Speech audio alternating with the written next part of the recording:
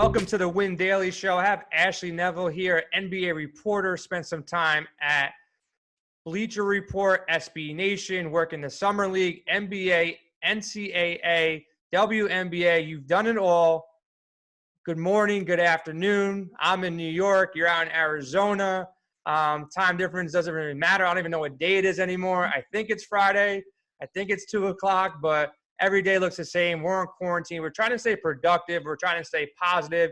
And we're really going to give you some knowledge, some inside scoop of what Ashley's about, what I'm about, and, you know, a little bit of introduction of how you got started in sports, because everybody wants that job. I have people hit me up on LinkedIn all the time. How can I get involved in sports? And the first thing I want to say to them is, don't do it for the money, because there's not a lot of money. Unless you're an athlete, you know, you can be chasing something where you could definitely make more money in a lot of different fields. But if you have a passion for it, my suggestion recently has been find somebody who can really mentor you and really teach you about what it really takes, rather than going maybe for a money grab or going for something that you don't like the job you're doing and you're not really learning much. I'd rather go with somebody. I'd rather work underneath you where I can learn something from directly. I can do a lot of different things, figure out what I really like to do in sports, and then go that route. That's been my suggestion. But tell us how you get started, and tell us what you give to, you know, the advice you give to a young girl or guy who wants to get started in sports. So I actually did start my mentorship and coaching program just because I was getting a ton of emails, a ton of messages. How do I get started? What do I do? So I was like, all right, I don't have time to answer all these questions. I don't have time to mentor all these people. So I wanted to take people who I felt were very serious about their craft and very serious about what they do. And I can really tell after the first, couple email correspondence, a couple times of me talking to them back and forth like this, I could tell who's serious about it and who's not. And I just kind of weed those people out. And there are people who do it for the wrong reasons, and there's people who truly love what they do. And for me, the biggest thing about how I got started was doing things the non-traditional way. Not to say that I'm a rebel, but to say that I just don't think that there's one size fits all for everything, right? So you might see that someone took the path where they started at a small newsroom and then they work their way up in the newsroom field. For me, I was like, social media. We need to hit on that hard because we're starting to notice. I started to notice like people posting videos on Instagram, Twitter, LinkedIn, all these different platforms, YouTube, and I was like, they're getting so many views. Wow. And then I would look at news stations and the views are not nearly as high. So I was like, do I really want to go that route, or can I produce my own content? So my career did start at the University of Arizona. That's where I started working for ESPNU and covering the football and basketball team there. And I started getting interviews and I started filming all my own things, asking my own questions. And then after I graduated, I went to the NBA Summer League and I got a credential. I don't know how I got a credential, but I somehow did. They weren't as strict with the credential process as they are now. But I got in and I started just networking, asking people, talking to people like, all right, where do I go for this? Where do I get interviews? Like, who do I ask for? Blah, blah, blah. So I started just navigating. I'm by myself. I have a selfie stick, microphone that attaches. Yeah, I'm just running around like I have no idea what I'm doing, but I just got to pretend like I do. And I just started asking, more of the fun questions because I was studying the game a lot when I was in school. So U of A, it's a party school, but for me, I was kind of I lived a little bit off campus and I was kind of not doing much. I was kind of really focused on sports. I was watching League Pass all the time. I would cancel plans, be like, sorry, this game is tonight. I can't leave the couch. I got to watch the game. And I would actually study what reporters were asking, what was being said, the narratives, agendas, things like that. And I got to the point where I'm like, these questions are horrible. These questions, what are they trying to get here? And you'd see a lot of reporters try to egg certain things on, where they would want a specific answer to try to cause drama. And I'm like, no. I think after a long game, players want to hear better questions. So when I went to Summer League, I was like, this is my time to start to ask those questions. If you were a GM and you can have a top 5 starting 5 lineup, who would it be? If you weren't playing basketball, what would you be doing? And why? What other hobbies? What other things? And I started to notice the players were really enjoying those kinds of questions when all these other reporters were asking about the game. I'm like, yo, it's Summer League. I get that there are some people out there who are using Summer League to really shine and to really get noticed and to get a roster spot. But most people are going there. I mean, they want to play, but I mean, it's Vegas. I mean, I'm going there for, I mean, if I'm thinking about, I'm going there for the drinks, I'm going there for the gambling. I mean, you know, certain things that I want to do. I'm not necessarily going there to play basketball, but it's also a way for people to network, meet more people. Open up. A lot of these guys have other business ventures that go beyond basketball, so that's a way for everyone to get in one place, to have meetings and whatnot.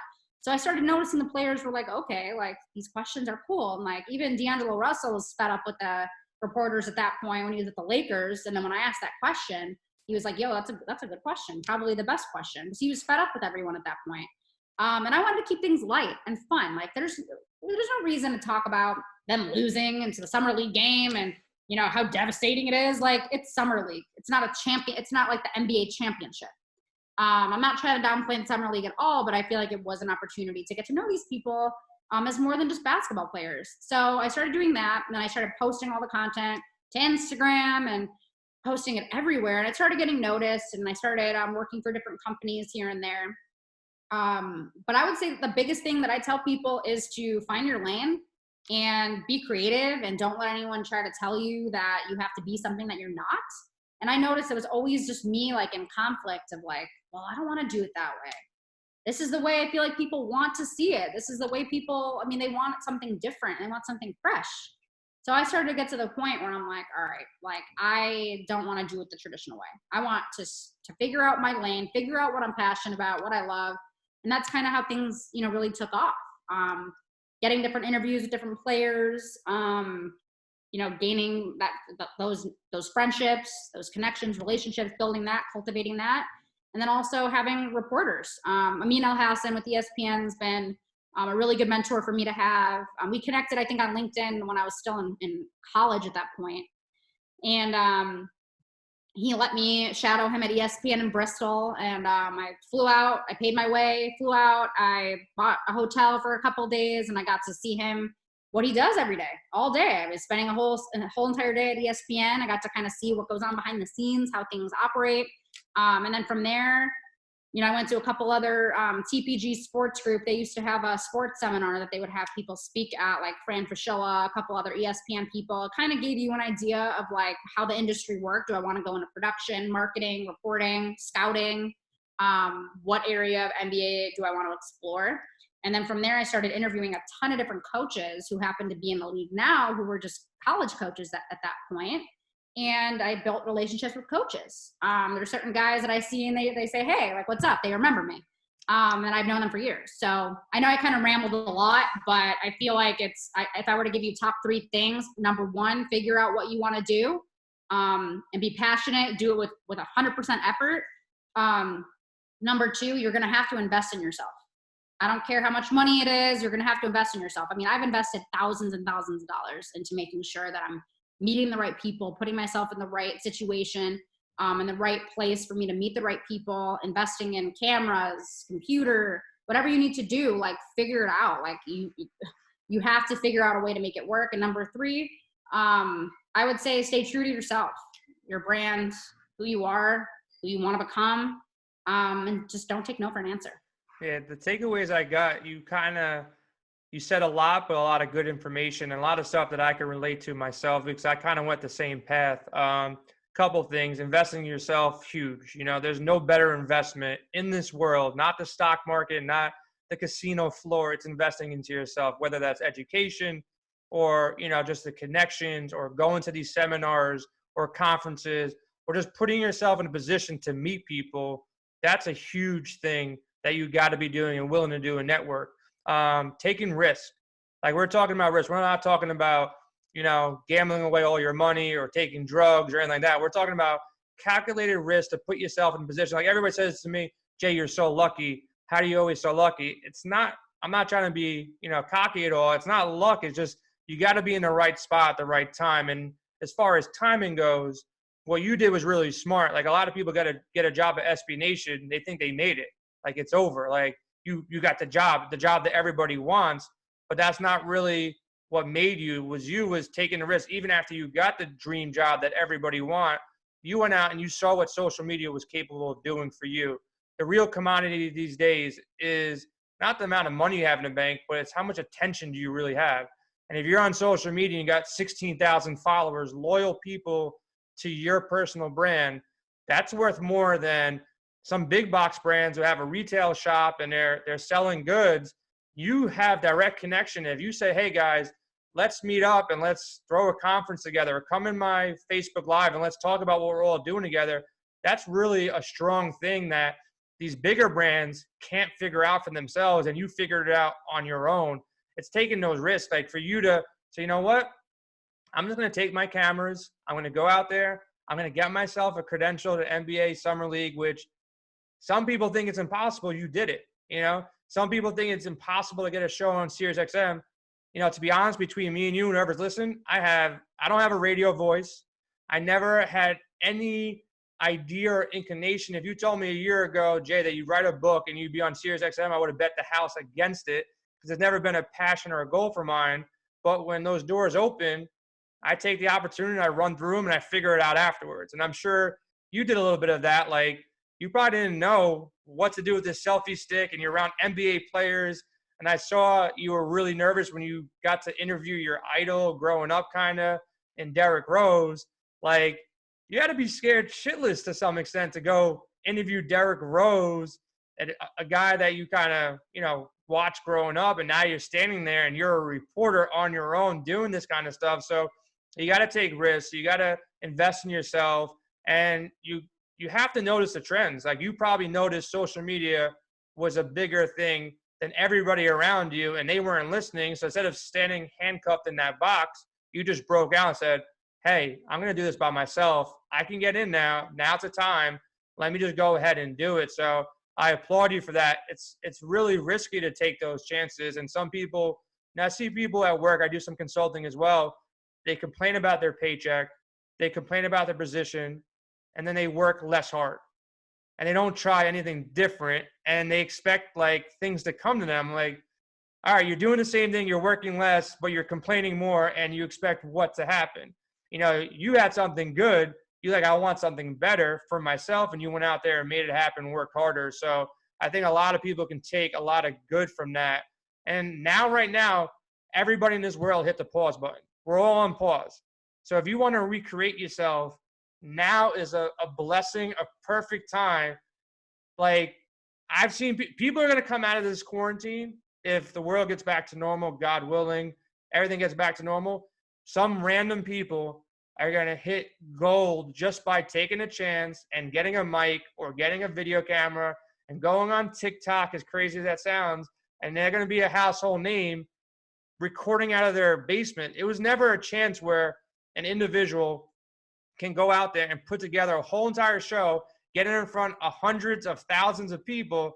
Back in the day, you had to climb 10 ladders, work 10 years to get a shot to be on the radio. Now you have a mic in front of you, and technically you're speaking to more people with 20,000 followers than most people do at the local radio station anyways. So, you know, make your voice heard and do it. Here's the thing that I think people get very confused about. So yeah, I was working for SB Nation, but I was only getting paid $300 a month. Okay. Let's put things in perspective here. Like, it might be the dream job, but people are only seeing what's going on the outside, right? They're seeing, oh, she's talking to Derrick Rose. Oh, she's talking to Damian Lillard. Oh, she's talking to James Harden. Oh, for $300 a month. And hey, I'm blessed. I would rather take the least amount of money in the world to do what I love. Yep. As opposed to working for a business or a company that I don't want to work for. And I did do that path for a little bit. So I did take some time off with the NBA, and I was doing life insurance. And I realized, okay, I could still do this. I'm a people person. Like, you know, I could figure out a script and what we have to say, and I can study for a test, and, you know, I can, you know, put on a smile and make sales, and I can make it happen. But I was getting to the point where when I would hit my head on that pillow every night, I'm like, this is not me. Yep. I go, I'm not going to give up everything that I worked for to do something that I don't love, even if it's paying my bills and it's making me a ton of money. I just could not find it in my heart to do that. And a lot of people think like that I made it, or I'm doing all this amazing stuff and I'm making all this money. No, like I still live at my parents' house. And hey, like I'm blessed right now to be living at my parents' house because I don't have rent to pay. Exactly. I have limited bills to pay right now. So everyone thinks, oh, she has it made, she's doing this, but don't get it twisted. Like, you're not making the big bucks until you're at like ESPN, Fox Sports, Yahoo, and you're like a top reporter where you're not just working part-time, but you're full-time. So at SB Nation, I was technically a part-time employee, but I was working full-time hours. I mean, I was going to every practice, every shoot-around. Almost, I kind of split the schedule up with games, but then think about this. I was juggling multiple shoot-arounds. So I'm going to not only the Suns shoot-around, but whoever was coming to town, I'm going to their shoot-arounds too.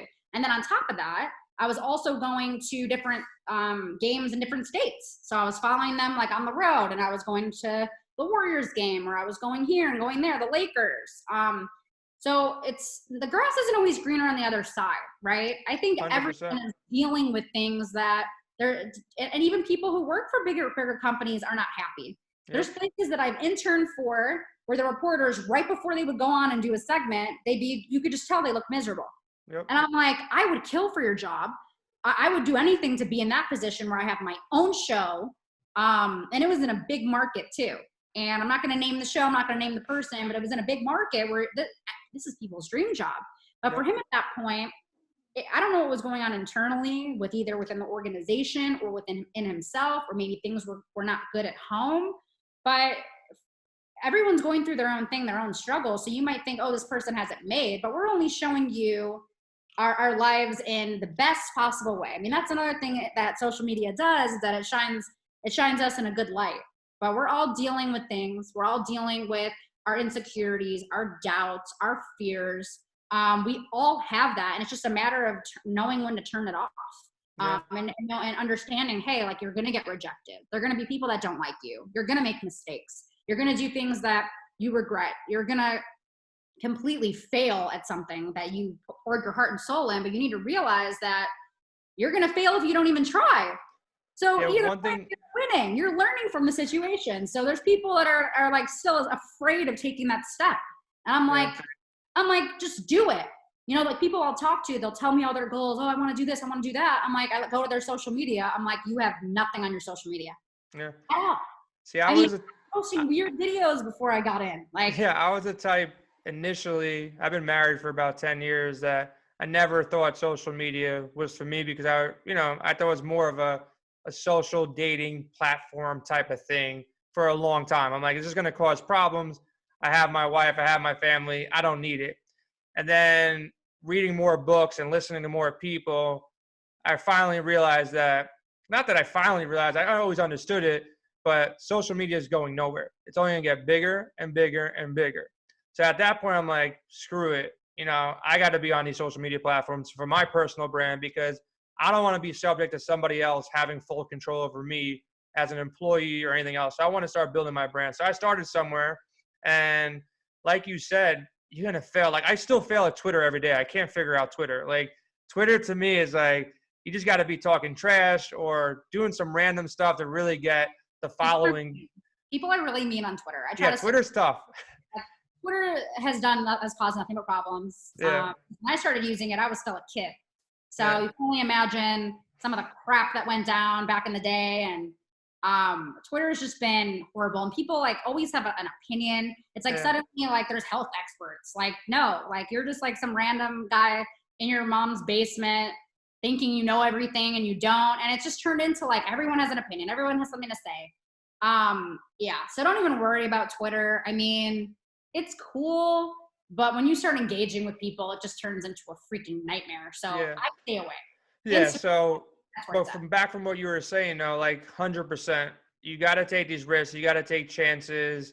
It's not always going to be so glorious. Like, you see people posting on IG that they're on yachts, they're on this, they're on that, they're an influencer, making all this easy money. But at the end of the day, a lot of that is just fraudulent and fake, and it's not real. And it's the real people that are grinding behind the scenes just to get it to the next level, to the next step. And I always thought that I want to retire at 30. That was always like my goal. Like, I want to make so much money I can retire at 30. After passing 30, and now I'm past 35, and now speaking to people older than me, I'm starting to realize you never really want to retire. You want to repurpose. You just want to repurpose a goal, because if you're not waking up every day with something that you're passionate about to do, whether it's, working on a fundraising charitable organization or a new startup, or building your social media platform, or launching a new product, whatever the case may be, you got to have a purpose in life outside of just going to work or just waking up to watch TV. So I think that's a big thing. And I really, really, really hope that, what I realized kind of by staying home this past month is I don't need the things that I thought I needed before. And as simple as going out to dinner so much. We used to go out to dinner 2-3 days a week. I'd order lunch, dinner. I'm making all my food. I love to cook regardless. But I'm also starting to realize that, I can live a cheaper, more frugal lifestyle. And maybe that could be an easier way to relieve some financial pressure for certain people, not to do all these extracurricular things. And hey, I'm totally fine making less money, doing something I'm more passionate about. And I hope certain people come out of this pandemic with that mindset that, wow, all that stuff I was doing before really didn't make me happy. I was actually happy sitting at home for a month, not doing all those other things. And I also started this passion project that I want to see through. I started it. I'm not going to just stop it now because I have to go back to work. And people, like, the biggest excuse that I hate the most is I don't have enough time. Like, I hear that more than ever. And I'm going to tell my story. I literally wrote a book when my wife was pregnant. I launched the book as my daughter was born, within like a month of my daughter born, my first child, and sleeping is like 0 at that point in the first couple months. Still maintained a 50-hour work week at my other job, launched a brand, raised a newborn, and you can survive not every day on 5 hours of sleep or 4 hours of sleep, but you can be a lot more productive than you think you are. Even right now, the one thing I'm still failing on, and I admitted on the last podcast I was on, I always said I didn't have enough time. That's why I'm not working out. But now I got all the time in the world. I'm staring at a treadmill, dumbbells, and a workout room, and I'm still not working out. So it's not time. It's just me making the excuse because I'm working or I'm hanging out with my daughter or my wife. It's you had 20 minutes, dude, to just go do some push-ups if it came down. I'd go hop on the treadmill. It's just a laziness and the mentality that, people are lazy. People make excuses. Even though you're successful in 5 or 6 things, there's still one thing that you got to tackle, and it's hard to do it. You have to it's a mindset. And it's something I call like the win daily mindset, that you got to take a victory every day. Even in your losses, there could be victories in your losses, like getting turned down by somebody. Oh, that didn't hurt that much. It wasn't a big deal. I'll go to the next one. I think you kind of have the same kind of mindset that I do, is you're not really scared of anything. What's the worst thing?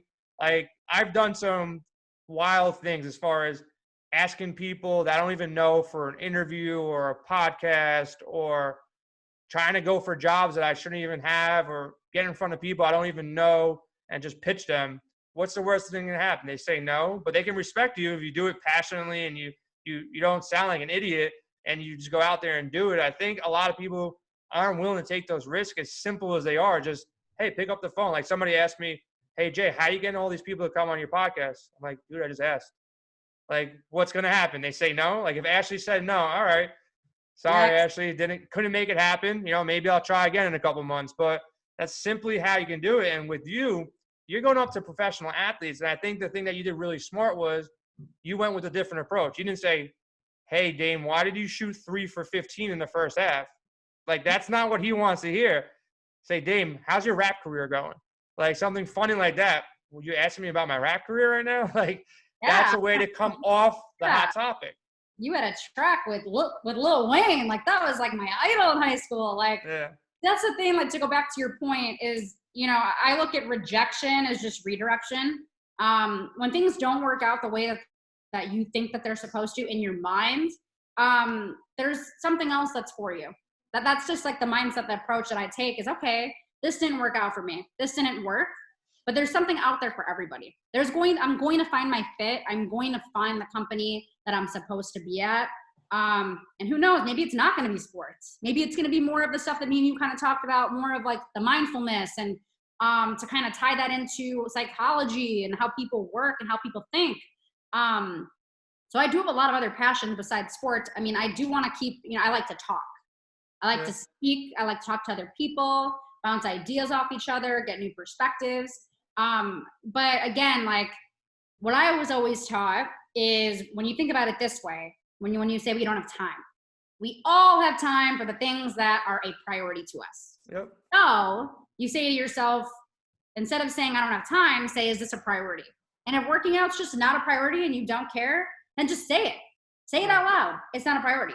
For me, like working out has not really been like the number one thing that I want to do. Like, and I've worked out a lot for years and years and years and years. And the type of workouts I would do make me like hate going to the gym now. Exactly. My whole mindset's like, oh, going to the gym just sounds horrible. Yeah. So I don't do as the intense workouts. I try to at least get my steps in for the day, go take a walk or do whatever. Yeah. But again, it's just not a priority. You'll make time for anything that's a priority for you. So when someone doesn't have time, you're just not a priority. That's 100%. Basically what it is. Now with coaching, let me ask you a question, because you've been doing this coaching thing a lot, and I consult people and I coach people from a lot of different, walks of life. I have 20 different writers and people working underneath the Win Daily brand. I always found it weird when you tell somebody, hey, here's a good book or here's a good podcast, go listen to. The reaction I get is always, all right, I'll check it out. But then like a week later, I'll say it to 10 different people, and people potentially that I view maybe financially or success higher than me, lower than me, and at the same level as me. And I'm always shocked the following week, the person that hits me up, yo, Jay, that changed my life. You tell me to do that.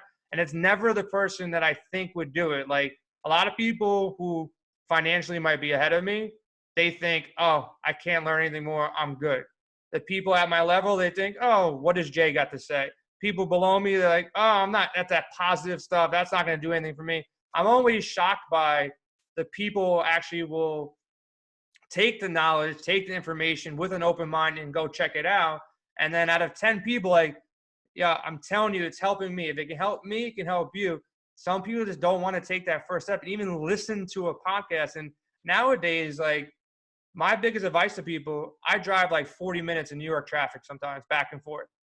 I love music. I used to be a DJ, love music. Music is a side hustle, passion of mine. But I don't listen to the music in the car no more, really. I listen to podcasts. I listen to something educational. Not every ride, but I try to, for somebody who doesn't have time, that 40 minutes where I can listen to a Gary Vee podcast or somebody else that I follow, it just gives me that energy to start thinking and start getting my mind going. Like, but I'm shocked that some people who need the help or want the help or really successful, they don't listen. It's ego. Yeah, right? Talking. And I used to be that person. I still am sometimes. I'm pretty stubborn sometimes. I'll admit it. I think for me, or for anyone who tries to say, oh, listen to it, oh, whatever. I mean, it's definitely their ego talking, because they're looking at it from a standpoint of like, this guy's telling me that I need to do this and that I don't already have that knowledge. And like, they're thinking at it from a completely negative perspective, when it should be the fact that you're just trying to give them, maybe if they haven't listened to it yet, maybe there's going to be little pieces in there that could help.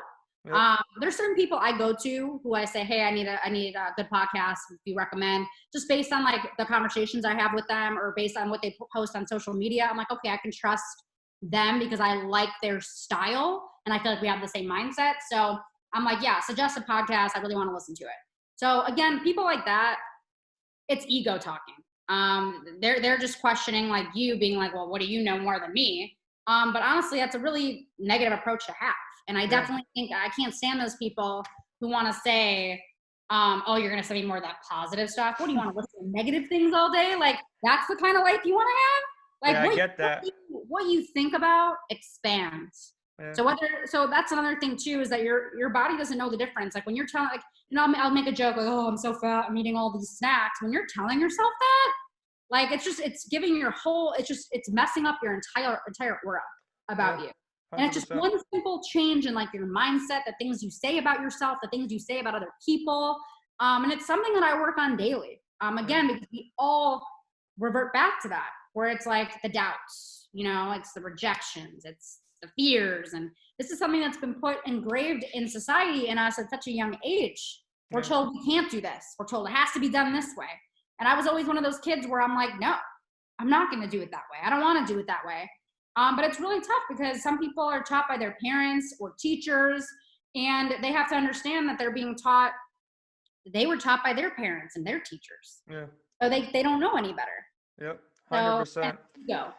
Yeah, ego crush a lot of people and really limits people, and fear is another, emotion that, I saw Will Smith and he posted a really cool video just about fear. And I talk about it every once in a while. Fear is just an emotion. And usually when you go through the action and you're on the other side of fear, you look back, why did I stress all week about this one thing? Like interviewing you, like, I got to interview Ashley. I never really met her before. I got to get this thing going.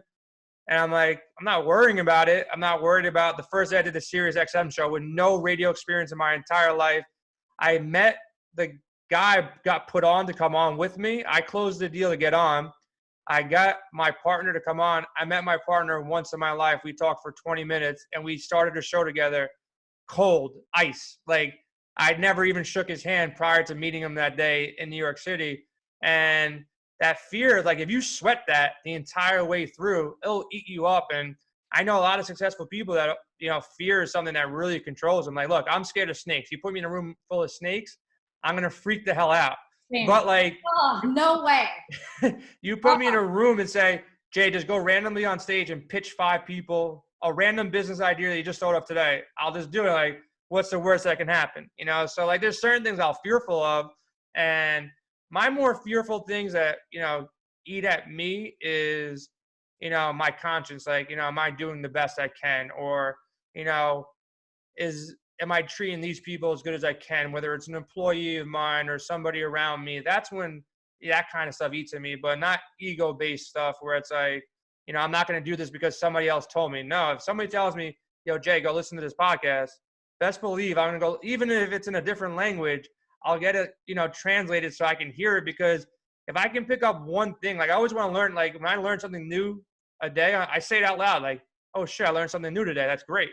I hate people who on Monday, they're like, I'm having the worst week right now. I'm like, dude, it's Monday. How are you already ruining your entire week when it's just Monday? But that's a lot of the mindset. I really, really hope that this pause button right now, people start thinking a little bit differently. Like I'm seeing certain people, and I've been kind of guiding through my friends. And over the years, I kind of tuned out certain people. And, at this age now, it's like, I got my trusted circle, and these are the people I want to talk to. I'm happy to see the people around me saying, it's a blessing. With me, it's a blessing. I have to spend time with my daughter.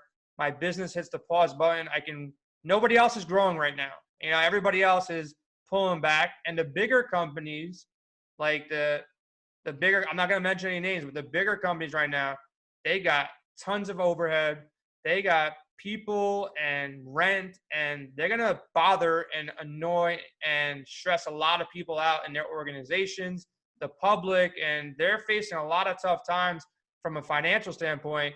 Me and you sitting in our houses, running our businesses and running our brands right now, my overhead goes back down to close to zero, and I can reevaluate where do I want to pivot. Like right now, we pivot a little bit. I have no, like you said, video games, no passion at all. But I made a claim to my crew. I'm like, we're going to be the #1 esports provider in the country right now. Let's just do it. And we all pivoted to esports. No passion. I don't want to be in this space for long, but for right now, let's give it a shot. Why not? And I think the smart people are seeing this as an opportunity either just to balance out their lifestyle. They were working too hard to spend time with their family, or maybe spend time getting in shape, whatever the case may be. And then there's certain people that you get on the phone and I'm like, my life is miserable. I got this, I got that, I got my kids. Yeah, like, listen, I'm not going to lie. A 1-year-old is definitely easier than 3, 7, 10, 12-year-old boys. So they definitely got it worse than me, teaching them classes and getting them through school. But you'll never have this again. Hopefully never have this opportunity again to spend 2 months just with your family and your loved ones. And, you're with your parents or whoever it is. I think people should really soak it up, because I'm going to be more upset when we have to go back to the real world and deal with all the bad things that are out there and the stresses of the world. So like, I never got a 2-month vacation in my life. Like I'm looking at it this way, in a positive way. Hopefully I have family members. I live in New York, family members who have the virus, they recovered, they're doing okay. Hopefully everybody come out of it with a positive. But my mindset in my house, I've been bunkering down for like a month now. it's all positive. I got to stay positive because if not, you're going to stress everybody else around you. So I'm trying to stay strong, and I hope you're doing the same. But let me ask you a couple questions. I don't know if you did this purposefully or not, but the day before we set up this interview, you told me, you posted on LinkedIn the 10 things that you don't know about me. The first thing you put up there matched me perfectly. My first love was baseball. Forget about like sport. The first thing I loved, I always carried around a ball anywhere I went as a young kid, and I still play softball. Like that's the one thing I don't make an excuse for. I run out the house when there's a softball game to play. I miss that more than pretty much anything right now. But your first love was baseball. How did you get involved in baseball, and why did you stick to baseball? Why did you go to basketball? Well, my grandma, big baseball fan. She loved the Cubs. So did my grandpa. And we also had season tickets to the Cubs as well. So I would miss school sometimes, and I would go. Me and my brother would go to where my grandma would live. So we'd drive down there. My mom would drive us down before work, drop us off. We would take the train to the games, and they already had like pre-made sandwiches. Like my grandpa used to own a deli, amazing sandwiches. So we'd have like sandwiches, chips, pop. We'd have all this stuff, and we'd go to the games. And I just fell in love with baseball. And it was such a fun experience going to Wrigley Field and being able to do that at such a young age and watch Sammy Sosa. We watched Derek Lee. We watched Mark Pryor, Wood. Like I remember that whole Moises Alou. Like I remember all those guys, Alex Gonzalez. And then just going to the ballpark was just a different experience, especially when it was with my brother and my grandparents. And that was really something that I cherished with my grandma mainly. I mean, my grandpa, he was cool, but like my grandma was like really into it. Like she would be angry and she'd be screaming. And I love that fire and that passion about her.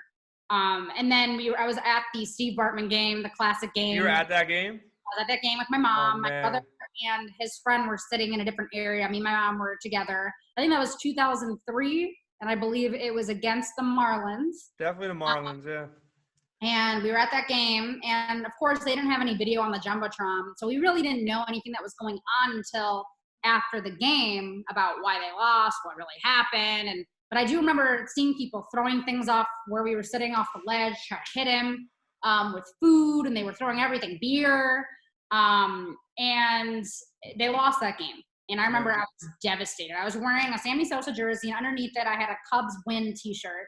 I don't know if that jinxed it, but I was so ready to like take the jersey off. Cubs win! We're going to the World Series. I was so excited. And then after that, you just kind of felt the eeriness in I felt bad. Like I was watching at home, and it was a bad scene to watch. But like you said, I kind of had the same feeling. My parents divorced. My mom got me into baseball, and I don't see it anymore. Maybe because the same thing that you just said. Me and my mom would stop at a deli or stop at. I used to remember there used to be a Roy Rogers in Queens. On the way to the game, we used to stop and get like chicken and bring whatever we wanted to the game. Now you can't bring in you can barely bring in your wallet to a game, which I understand why, but I don't enjoy going to baseball games or any games as much as I used to. I don't know if it was a kid in me or the technology that we have at homes now. And now it's going to be interesting now too. Like, I don't know when I feel safe going back to a game, like with this whole pandemic, like, it's going to take some time. Like I like going to games, don't get me wrong, but like with parking and all the different things, get in and out, drunk people, like that vibe kind of changed for me. But as a kid, it was just amazing. Like baseball was a thing. And I grew up a Mets fan. I kind of like it was, they won the World Series when I was 3 years old, but after that, it's been all downhill. So you guys how was it when the Cubs finally won? Like, was it like a big burden coming off your entire body? Like, how did it feel? I mean, I was out here, so I didn't really get to experience the full Chicago vibe, which I wish I did. Like a holiday, probably. Oh my God. My brother, he posted videos because he was down there, and he was just, the streets were swarm and everyone's screaming and so excited. And he got on the news too. And he would just, it definitely felt good because it was finally like, about time. Yeah. And since 1908, like it's about time. And that was, I stopped watching baseball after the Steve Bartman, the whole thing, even though it really wasn't his fault. I was just heartbroken as a fan. I'm like, and then all those years of them just after that, they're just sucking. I'm like, why am I going to keep watching an organization that's trash? Like, I mean, I'm always going to be a Cubs fan. I'm never going to go and like be like, I'm a Yankees fan because they win, or I'm a Red Sox fan. Ooh, like, no, like I'm going to be a Cubs fan. But at the end of the day, like, I've gotten to a point where I can watch all sports and enjoy it, regardless if it's my team that's in it. I mean, the Bulls, obviously, if they're in the playoffs, I'm going to be cheering for the Bulls, and I'm going to be excited. I'm going to be screaming at the TV. I'm going to be going nuts. But I've gotten to a point where I just try to be unbiased either way. Unless it comes to Derrick Rose, I'm always going to be a Derrick Rose fan. Like, I'm always going to think the Bulls could have won a championship during his days. But, I've become more of like, just being unbiased and just enjoying, just wanting to watch good baseball, wanting to watch good basketball. But yeah, I got kind of sick of baseball. Honestly, it's too long of a season. The games are boring unless you're there. I actually enjoy going. As opposed to like, you're watching it on TV and it's like no one's hitting anything. It's dragging out, yeah. Like, it just gets boring for me. In basketball and football, it's like contact. Okay, contact, going back and forth. It's fun for me. I even like watching boxing or UFC. Watching people beat the crap out of each other. I mean, that's like, dangerous, but it's fun for me. But like baseball, it's like yawn. I could just go to take a nap right now, and that's kind of. I kind of agree. Even though it was my number one love and number one sport to play, I do agree. I can't discredit anybody who says that. A couple things I want to touch on now. You mentioned Derrick Rose, and I do also agree with boxing. Like, if I made a list like we did on our last show with SiriusXM, the top 10 things I want to do when quarantine's lifted, and the best sporting event I ever went to was partying in Vegas Thursday, Friday, and then going to a title fight on Saturday. So if you haven't done that, like the vibe from a sports perspective, Thursday you're partying, pool parties, whatever. Friday, same thing. Saturday, you now go into the fight. I went to a Pacquiao fight who, me and my wife really liked, and we got like a couple of my boys went out there too. To go to a Pacquiao fight, and you see the celebrities when they put them on the jumbo cam, and we were all the way up top because boxing is not cheap, but we were all the way up top. But as soon as that bell rings, you don't sit down. Everybody's screaming back and forth, punch for punch. And I've been to World Series games. I've been to playoff games for football, hockey, every other sport. Nothing lives up to a title fight in Vegas because this Vegas is so much different. I think like when the Raiders moved to Vegas, that might have some allure. If the Super Bowl is ever in Vegas, I definitely 1,000%. That's going to be the one Super Bowl I end up going to because Vegas is such a fun city, fun town. And if you haven't been to a prize fight, I want to do a UFC fight out there too. Either one, I think it would just be a great environment for the entire weekend. But talk about Derrick Rose. Someone posted the other day, and the younger generation doesn't even know about it. And even me, I'm 37. Kind of forgot, but didn't forget the whole time through. The dude was probably the most explosive player of his generation. Like Westbrook is amazing. He does stuff that nobody does, but Rose was even better from an offensive standpoint. Like he would do stuff from his jumper, from everything. And just the way he jumped off 2 feet was just like so explosive. Someone posted like his highlight reel from college into the NBA in those early years before the injuries. And high school games, if you haven't seen that video, it was like a compilation of everything. Dude was the most explosive point guard I ever seen in a long time, man. And my question to you is, if everything ended today, does he make it into the Hall of Fame? Does he have enough of a career that he gets in? No. No? Even college, doing what he did in college? No? Mm-mm. Oh, that hurts. Because you look at his NBA career, and all he really has is an MVP. And I know he was an all-star. I'm not sure how many years in a row, but he was an all-star as well. But it's not enough. I mean, he didn't have enough time in the league where he played at a high level consistently, like a LeBron or like a Kobe or like, KG, like all those guys, like they had a long career where they're playing at a consistent level.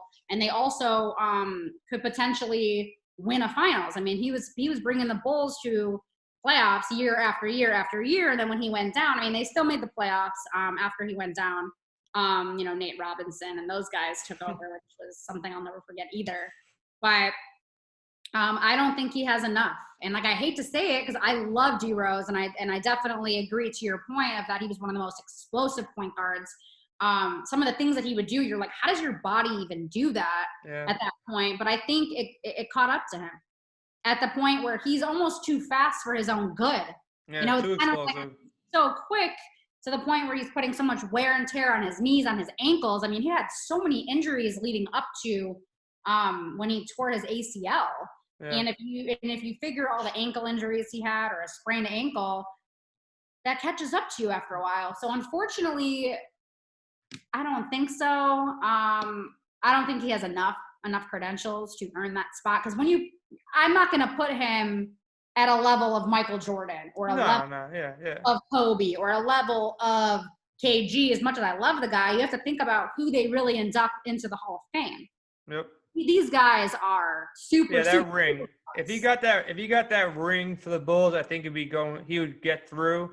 I think his kind of Hall of Fame speech was when he dropped 50 last year or the year before. That was something just for him to do that. That was amazing. You know, and you fell for him because he was at the top of his game for so long, and if it wasn't for injuries, it's not like he was a bad guy or did anything off the court. It was just injuries. That's the only thing that kind of, crippled him, but he kept on coming back, and he still got it, man. Like, you see certain nights he goes out there, and I've been playing him in fantasy. Whenever he gets minutes, he goes out there and puts up a studly game, so he still has it. I would like to see him be on one more playoff run team. Like, I don't want to see him on a team that's just, battling for the 10th spot. Like, he needs to be traded, and he needs to go to be like a Lou Williams type, a 6-man for a team that needs that offensive. And maybe, he's clutch. He can definitely help finish a game off. You play him off the bench and you let him play the fourth quarter a little bit. Guy's a stud still. So I like that talk there. Before I let you go, let me just recap everything here. From this win daily mindset, what is the mindset that you kind of carry with yourself every day? So my win daily mindset is let's get the small victories and keep on stacking these small victories. The defeats, the losses, you learn from them, you move on. You don't let them affect you. You don't let them eat at you. They're just out the door. Like, as soon as they come, they go. You learn from them, but you want to get these small victories. You want to keep investing in yourself and bring your knowledge base in and always learn something. What is your mindset? What's your philosophy that you kind of tell the individuals that you're coaching or your family, your friends, your inner circle? What advice can you give them, and what's your mindset that you kind of live by? Well, if you want to do something, go do it. What you were talking about earlier is that so many people keep making excuses. Well, I don't have this, I don't do this, blah, blah, blah. Like, we have so many resources that we can use at our disposal. And I feel like a lot of times, people are always coming up with all the reasons why something can't work and not understanding that, well, what if it does work? What if, if you really want to do something and you're passionate about something, like, don't sit back and wait for somebody else to do it, somebody else to hand you the torch and say, hey, go ahead. No. My thing is every day is to figure out what can you do for that day to be productive. Like you said, the small victories. I would say every day is going to be different. You're not going to want there's some days where you literally just don't want to do anything. And I think that's okay. I think a lot of times we do put a lot of pressure on people where they make them feel bad that they're not doing something. But I think sometimes it's okay to unwind and relax. And hey, I want to binge watch Netflix. Okay, you're entitled to that. So I just have people I think people need to find their lane, stay in their lane, don't follow what everyone else is doing. You could take bits and pieces of advice from people, but I would say is to just figure out what it is that you want to do. Don't let anyone try to stop you. There's going to be a lot of people out there who try to kill your dreams. And a lot of those times, those are people who didn't get to achieve their dreams or just don't think it's possible because it didn't work for them. But it's just staying consistent, being on top of your grind every day, figuring out what you want to do. And then, knowing when to just chill out. If something's not going to work, recharge. If it's not going to work for you today, maybe try it again tomorrow. Yeah, somebody put it really good. Like, I forgot who it was, but they said, if I had to look back on what it took to get where I'm at today, like, if you look at yourself like 5 years ago and you say, okay, I'd have to work for $300 a month. I'd have to go interview and slum and go back and forth and live here and travel and do all this. If you knew you had to do all that now, you wouldn't have done everything that you did. So just do these little things and let them add up and add up and add up. And don't say, every day, I'm only getting paid $200 a month. Oh, this is happening to me. Because if you start thinking that way, you're going to put your own stops, your own goals. As far as goals go, what goals do you have coming out of this quarantine? What goals did you have in 2020? And did you readjust now? Like, do you feel like I got more time now, I'm going to have loftier goals, or I'm sticking to what I had planned? Like, what do you got? You don't have to tell me your secrets, but like, do you set goals, and what are your goals? So for me, I definitely, everything was kind of like in the stages for me where things were starting to take off again, where it was like, all right, I went to LA, had some great meetings, did some great things. And then I was like, okay, going to the Pac-12 tournament. I have all these opportunities. I'm going to be going to LA, going to the Bulls, Lakers. You know, there's all these little things that I was depending on to meet the right people, find the right opportunities. And I also had some meetings that were set up too with some big executives that were going to help kind of figure out how can we work together? How can we collaborate? So now is just a time where I'm focusing on trying to get as much content as possible, whether it's funny content, whether it's more serious content, or interviewing players, other reporters, kind of seeing what they're up to. I think now is a time where things are a little bit more lenient, as opposed to having to go through PR, having to go through the agents and do all that. Now it's kind of just like, hey, I'm going to reach out. If they say yes, great. If they don't, whatever. So when all this ends, I still want to be doing what I'm doing, but I'm hoping to find more of, you know, stability in terms of finding like maybe one or two companies that I can kind of work for consistently. But I do want to end up moving to LA. That's the main goal. I'm not looking forward to how much you have to pay to live out there. But I think in terms of where I want to go in my future, I think LA is the best spot for me to kind of focus on. You know, there's multiple sports there, multiple, not just sports, but if I want to go to a red carpet, if I want to do the BET Awards, if I want to, I mean, everything is there. So I think there's more avenues for me to touch base in. And I think too, it's like I said to you before, it's not just sports that I like. I like, you know, really getting to know people, psychology, and I like talking more spiritually, like what I mentioned to you with Victor Oladipo, and how this quarantine now is allowing athletes to have a chance to really show who they are as people and not just what the media has to say about them. It's giving them a chance to, we can hear their perspective. We can hear about what happened in that game. You know, everyone, the real stuff that happened in that game. Yeah. Well, I want to know what happened in the locker room. Yeah. I want to know, and now we're giving the players have a platform now to speak their minds and not just, you know, be controlled by the media's agenda, which the media love a headline, or they like to, you know, make people turning against each other, and they like to ask these questions that are going to put players in a bad position, and I'm not for it at all. So now it's given a chance for maybe some of these athletes to figure out, oh, hey, like I'm passionate about this. Or Carmelo Anthony and Dwayne Wade did their little IG live talking about wine. Yeah. And we're starting to see people are very passionate, not just about sports, but about wine. I'm like, really cool. Yeah, I think you just, you know, you hit the nail on the head right there. I think there's a massive opportunity for you right now personally. I think if I can be your coach for a second, and hopefully you don't have any ego here. No, I think with your passive, you know, friendly nature, you're just sitting there, you know, chilling, hanging out in your house, very relaxed. You make me feel comfortable. I think if you hit up your NBA players that you had contacts with, you start with one. I think so. I've seen people do it right, and I've seen people do it wrong. I think you would provide just enough structure for them that they would feel comfortable opening up, but they wouldn't go so far off on a tangent where you can kind of keep them in their lane. You know, like I've seen certain players get on IG Live and they're drinking and they're doing things that probably they're not going to really like doing the next morning. Oh, but, goodness. You know, from your perspective, like you can probably get some awesome interviews and then get that inner, like do some research. Oladipo, like how was it recovering while your team was playing and you had such a great season? Like get those inner stories that they don't get. That's why I love the 30 for 30s. Like you get the story behind the story that never got released, but there's no reason to wait 15 years anymore. You can get it right now. So like the way I approach you, say, come on the show, and I appreciate you coming on. I think you can definitely like, no, it's not NBC. It's not ESPN. This is Ashley and Victor Oladipo. Let's talk. What do you want to talk about? Let's stay in our lanes and let's get it out there, and I'll help you get it out there. I need to get him. You can get him. I don't have a prior relationship with him, though. So I've never been him before. But after seeing his IG live, I'm like, that's my lane. But there's probably so many other people like Depot. Like Depot, obviously, he sings. I know I've seen a couple of things, but like, just imagine what LeBron did with his barbershop. Like, I've watched a good amount of episodes. You hear the stories even behind Drake.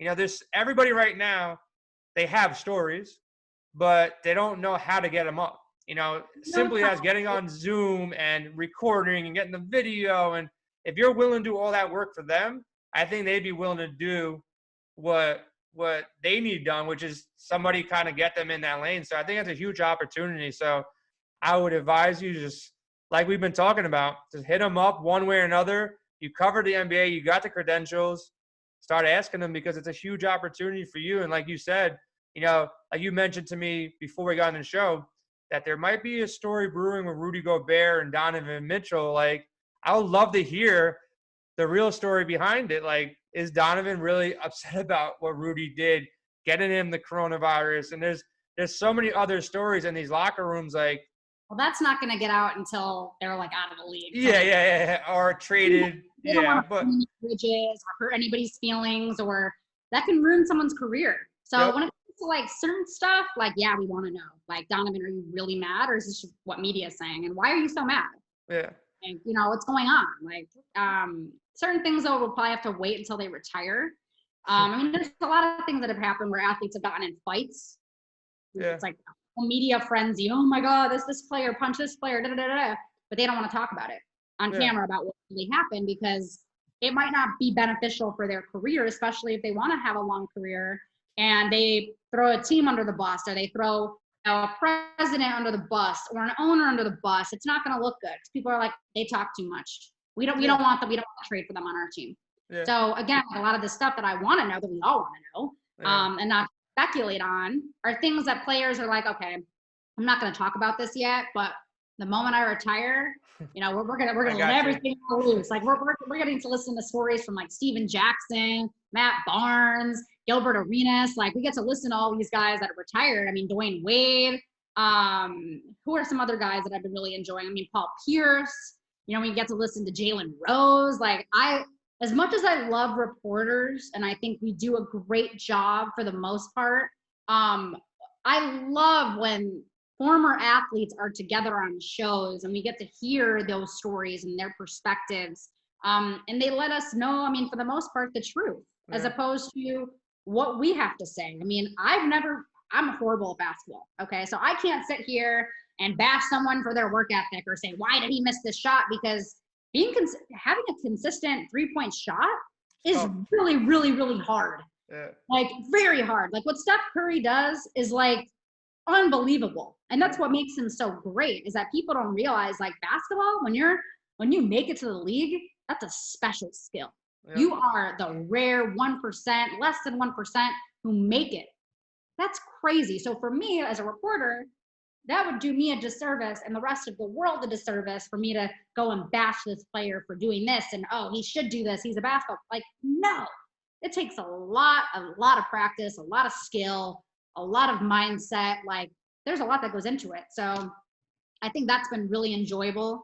And this right now during this time off is that perspective of, like, you know, Victor Oladipo talking to a psychologist, a sports psychologist, and how there was a lot of things that happened in his childhood that were getting in the way of him becoming the player and the man that he wanted to become. And I think this is something that people don't realize. And even athletes, there's some athletes who are pretty open and you could tell they're very intellectual. Then there's other guys who you really can't get much out of. But a lot of times people don't realize that what happens in your childhood and how you're brought up in life and things that you heard over and over again really do make an impact in what you're going to be in the future. And he was talking about how subconsciously things were getting in the way of him performing at the level he wanted to, both on and off the court. And I thought that was so interesting. I'm like, we need to talk about this more. Yeah. Because there's a lot that goes on. There's a lot of stories and a lot of things where if people really started to dig deep within themselves, they could literally become a better version of themselves if they just realize, hey, this is why I do this or that. So sorry to get on. You can apply it to anything too, like that motivational story of how Depot did it, or, you know, I see Shaq is coming out with his own show now, which I'm really interested to see. My favorite show on TV, as far as like a comedy standpoint, is NBA TNT them getting together, just Barkley and Shaq together. Just like I can watch, like I'll watch the game, but I'll definitely watch the halftime and after the game because it's the way they interact with each other. It's real. It's not like somebody scripted this thing. They're having a good time. They're good people around good people. They trust each other and they open up. And I would love to see, like, I was kind of a fan back in the day growing up seeing MTV Cribs. So if you can see somebody's house right now during quarantine, see their family, see what they're about, see why Giannis doesn't have a hoop at his house, and you get an interview, it's everybody would be tuned in, and there's nothing else to watch in sports right now. So if you got on that, that's like, I'd watch it every day. I'll tell you that much. If you got an interview with any of the guys, even Lou Williams or somebody who's not so prominent, anybody in the league, I'd watch it hands down. It doesn't have to be on ESPN. I'd watch it on your IG Live. I'd watch it on their IG Live. And like you said, it's. I'll you next week. I'm pushing hard.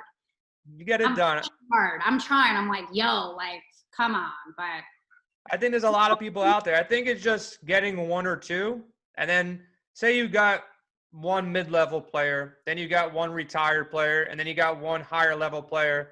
They know their circle.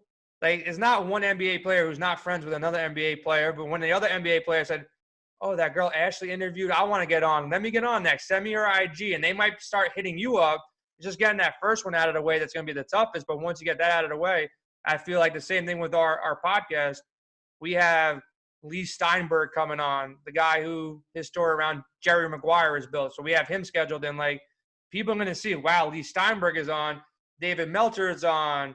All these other people are hopping on. You're hopping on. So it's going to give more opportunity to come on. So same thing with you. Like, you get that first athlete.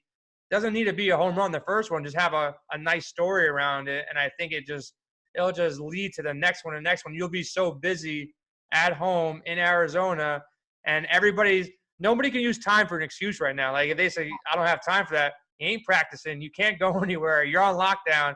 Talk to me for 10 minutes. How's it going to hurt you, So here's what I'm going to start doing, and I have been doing this, is I'm just going to keep annoying you until I get an answer. Either exactly. Yes or even if you ignore me, like, I'm going to keep texting you. I'm going to keep bothering you because here's one thing.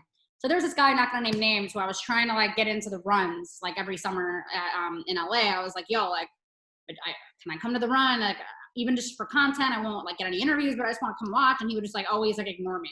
Or he would just, like, be like, all right, hit me later. Well, hey, it just kind of wasn't giving me an answer.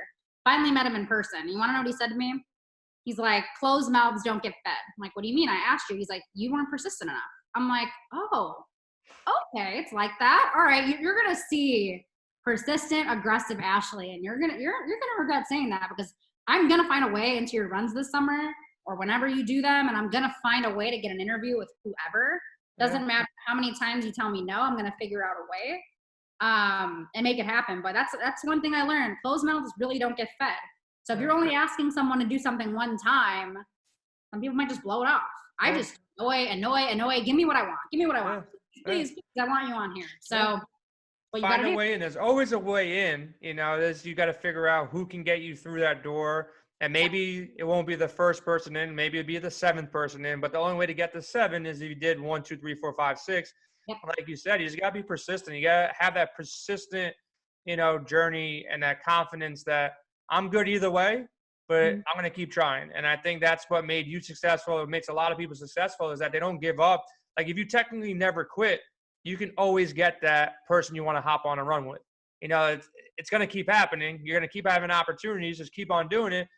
Yeah, you're taking these losses now, but when you get it, it's going to be all worth it, because then you're going to say, you know how many times I had to hit this dude up, through, like, right now, like, I've been hitting up Trae Young. I'm like, yo, you got to do this horse competition. You got to do this horse competition. You got to do it. Stop drinking wine. Do this. Do that.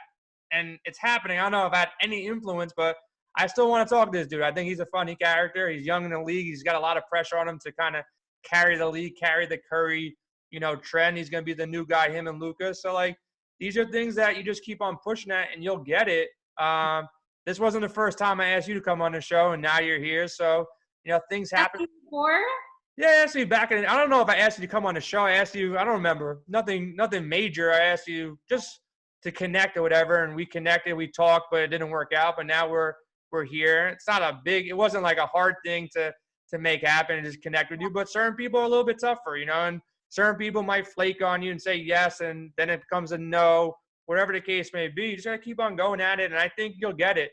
Whether it's Depot, I saw your interview with Spencer Dinwiddie, Devin Booker, Booker, Ayton, there's so many people that you already have. Like, I think you should go back to your circle that you already interviewed. They're already comfortable with you. Like, if you went back to Devin Booker, would he remember you? Probably. Yeah. Do you have that open lines of communication? Yeah. Is he sitting home playing NBA 2K in this little tournament? Yeah. Imagine you were the one interviewing him while he's doing the live stream or whatever the case may be. Go back to the people that you're already connected with. I think that's something that people forget to do sometimes. Like, oh, I asked this person for a favor before. All right, ask him again. What's the worst thing he can do? Say no or whatever. You guys, though. I need to get Depot. I need to get Kyrie. Kyrie's going to be tough. I feel like he's, like, protected kind of. He's very tough. His team, like, everyone's really closed off. Him and KD, I think, are tough. Like, they always haven't been on the right side of media. That's difficult to deal with from a PR standpoint. All right, I might have a contact. I have somebody that works there that I've connected with on LinkedIn, so maybe somehow, some way he can get you through the door. Keep doing it. Keep pushing. You never know. There's all it takes is that one time where they're like, oh, screw it. I'll do it. Yeah. All it takes is that time. But there's certain guys I'm like, I need it. I need that interview. I need to figure out a way to make it happen. So I'm going to keep bothering. Who's your top five? Let me hear the top five, the people you want to interview in sports. I'm going to hold you to this. I'm going to check back in with you every couple of months to see if you knock them off your list. And when I do see it on IG, I want to see who it is. So I would assume Depot is one of them. Depot for sure. Just based on his IG live alone, I know it would be a great conversation. It would go a long way. I want to interview players that I feel like our conversations could make a true impact on the people watching. So I wanted to go beyond basketball. I want to get to know these players inside and out. I feel like LeBron would be an amazing – I mean, I know everyone wants LeBron, but I would talk to him more so about the things, the endeavors he does off the court. And I want to know more about the mindset. The mindset every day, how he controls his nerves, how he is able to play in game-winning situations. I want to get more in depth with that. Dwayne Wade, I've already interviewed him, but I definitely want to try to get him on an IG Live or a Zoom like this to talk about what's going on post-retirement. I want to know how he's getting acclimated to not being around a team every day, all day, and not working out all the time. So those are the three for right now. Those three I think would be top. Another two. I'm trying to think.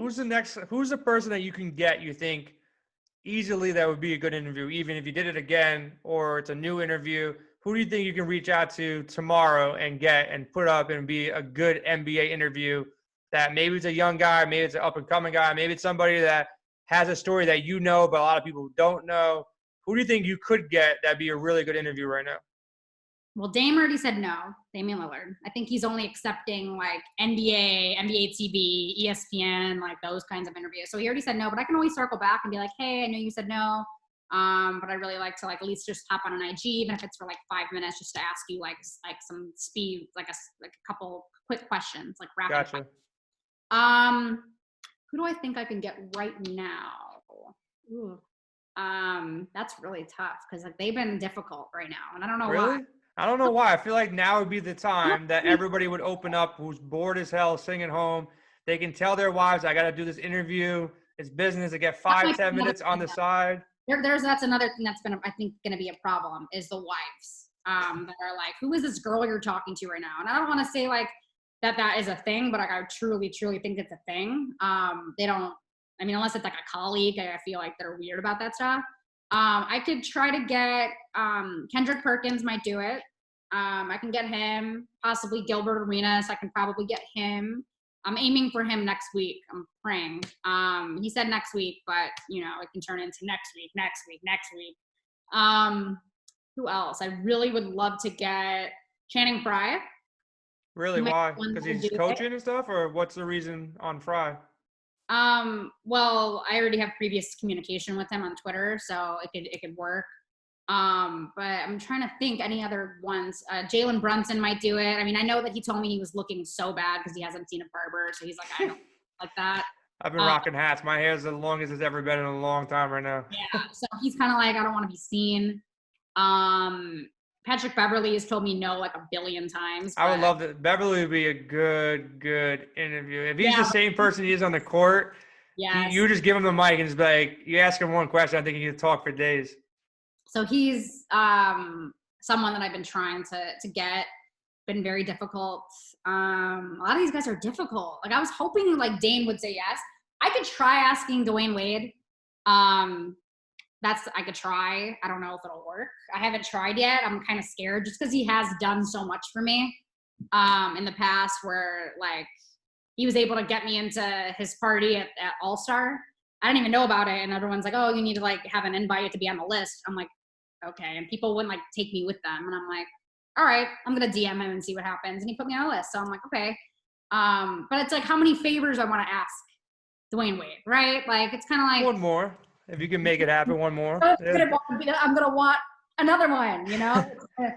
I would love to get Melo. Or even a Lou Will, like you mentioned. Like a Lou Will would be awesome. Jamal Crawford, I'm still trying to work on. He's been difficult too. We'll make it happen. I'm gonna work with you. I'll see if I can reach out to anybody that I can, figure out as far as the NBA goes. I feel like everybody, if you told them the topics of the conversation and they knew what they were getting themselves into, and you're not the typical media person just chilling out, we'll have a quick conversation. I'll help you make it happen. I know you're going to do it anyways, but, I'm going to push you a little more to make sure you get it done while we're on this quarantine. We should have a contest. What's this? Oh, God. All right. What is it? I'm down. So it's kind of – have you seen what they did on the Katie Nolan? It's Always Late with Katie Nolan. Do you see that viral video? No, I tried not to watch the news, so shoot. Well, they had a Zoom call. It was Katie, Mina Kimes, and then like Amino Hassan was on it, and a couple other media personalities were on it. They were like, all right, here's what we're going to do. We're going to try to, whoever gets the most famous people in this Zoom chat will win. Okay? So one chat at one time? One chat. So they were just sending the links out to everybody. Hey, join the chat. And you can't tell them why. Just say, hey, join the chat. And they were all like messaging people. And you're seeing like Dwayne Wade pop on, Alvin Gentry pop on. You're seeing like Kendrick Perkins and all these, and Kershaw popped on. I mean, really? Yeah, Kyle Long was on there. I'm like, oh my God, like they're getting all these people, and it was hilarious. I'll send you the link to it.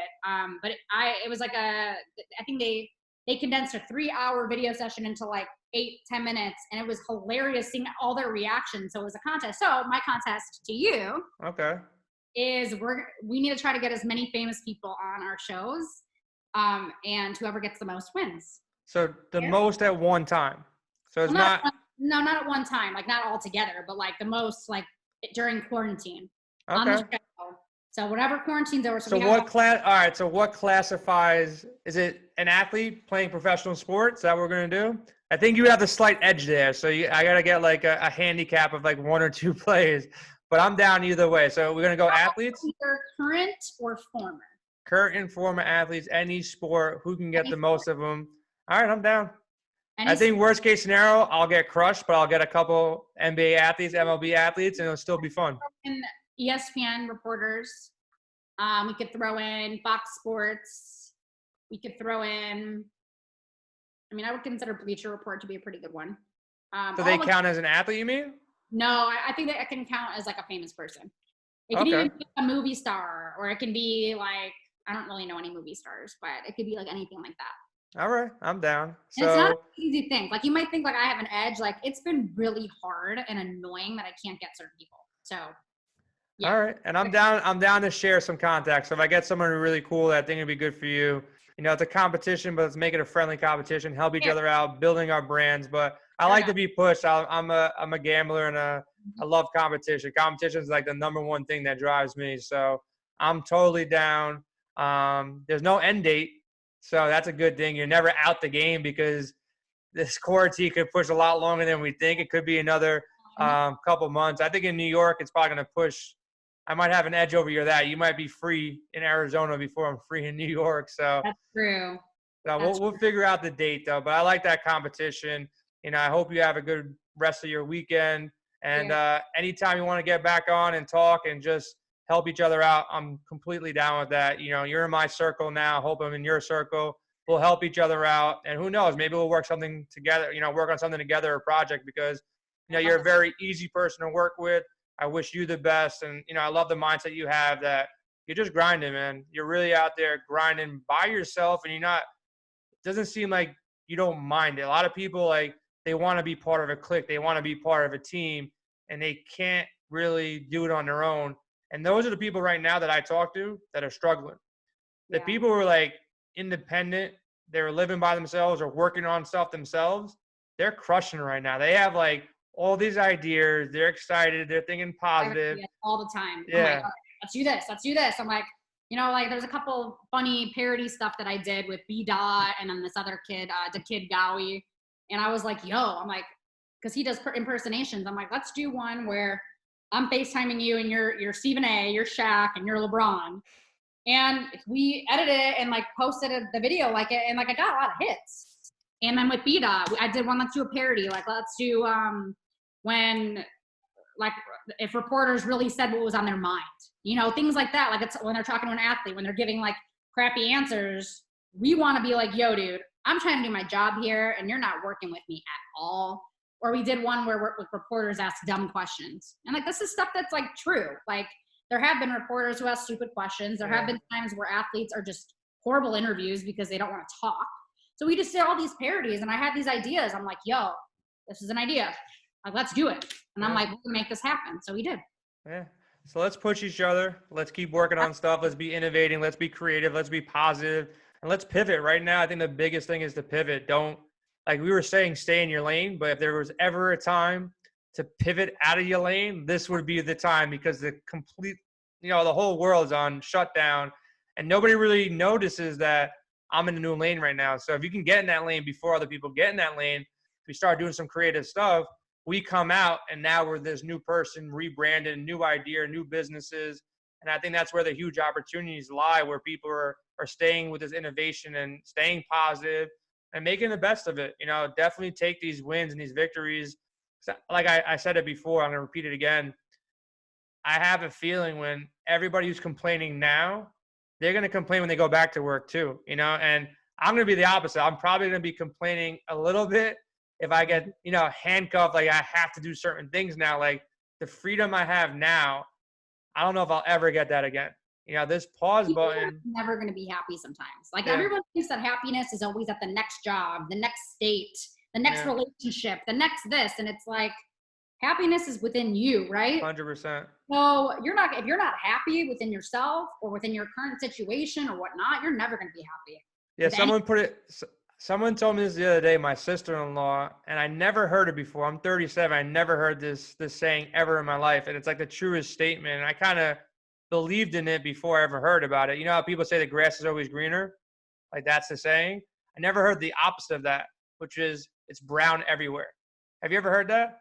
And then where you water it. Yeah. So like now I fully believe that, like, that glass half empty, glass half full. Someone can look outside, it's a beautiful day, and that same person sitting next to him said it's miserable outside. It's just a way you look at things. So I'm staying positive. I know you're going to stay positive. I enjoy the time you spent. I'm going to definitely reach out to you again and do this. At the end of quarantine, we got to do this again, if not sooner, and then kind of figure out what we did. We have this little competition.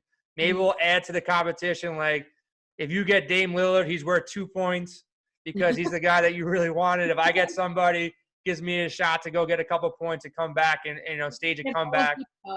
Dwayne Wade's going to be like 10 points. Yeah. Oladipo is going to probably be like around 8 because I really want to interview him. Yeah, he's intellectual. I think, I'm going to maybe – Pete Rose wrote my foreword to my book.